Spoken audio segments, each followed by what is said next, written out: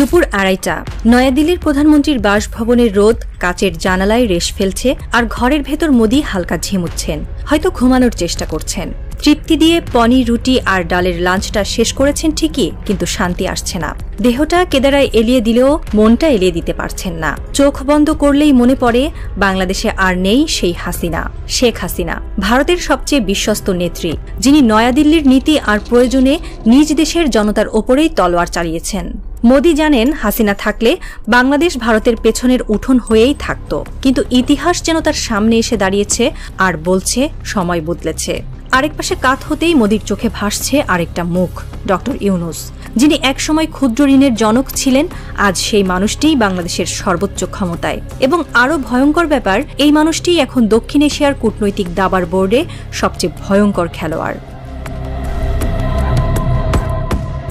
মোদি ভেবেছিলেন ডক্টর ইউনূস হলেন শান্তির দূত, পুরস্কার জয়ী সজ্জন, রাষ্ট্র চালাতে গেলে টলবেন, ব্যর্থ হবেন। তিনি তো আর শেখ হাসিনা নন, যিনি হুকুমে চলে, হুকুমে চালায়। কিন্তু ইউনূস তো ঠিক সেখানেই বাজিমাত করলেন। রাজনীতিতে প্রবেশ করার সঙ্গে সঙ্গেই তিনি যা করলেন, তাতে মোদির কূটনৈতিক কল্পনাও ছিঁড়ে খান খান। পাকিস্তানের সঙ্গে সম্পর্ক স্বাভাবিক করার ইঙ্গিত, চীনের সঙ্গে প্রতিরক্ষা চুক্তি জোরদার, যুক্তরাষ্ট্রকে পাশে আনা, সৌদি আরবের লগ্নি, এসব যেন একে একে ভারতের উপর আঘাত হানার তুলি দিয়ে আঁকা কূটনৈতিক শিল্প। দীর্ঘ 15 বছর শেখ হাসিনার হাত ধরে বাংলাদেশ ছিল ভারতের ছায়ায়। তিস্তার পানি কি আসবে, দিল্লির মুড দেখেই বোঝা যেত।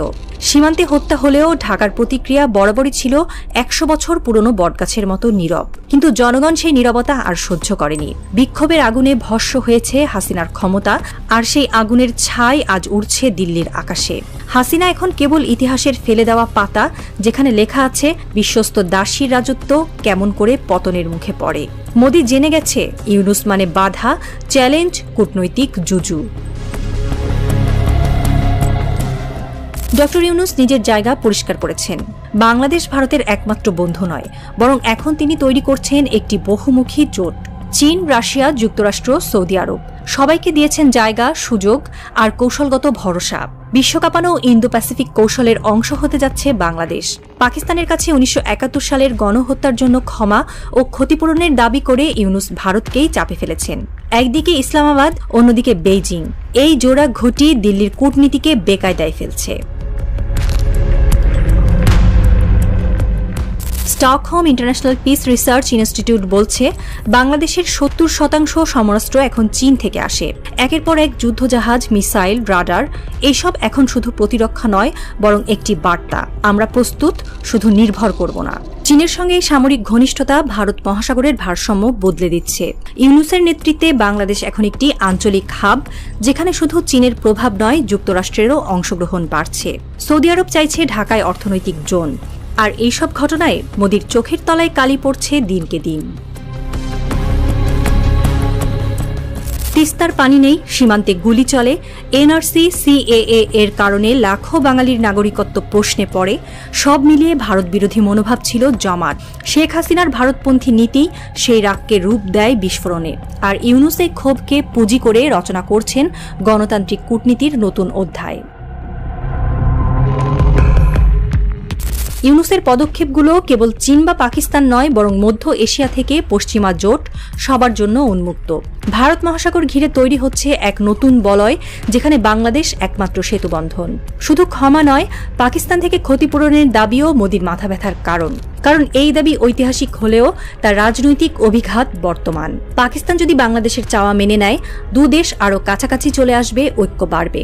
আর ঢাকার সঙ্গে ইসলামাবাদের ঘনিষ্ঠতা মানেই দিল্লির রাতের ঘুম উধাও।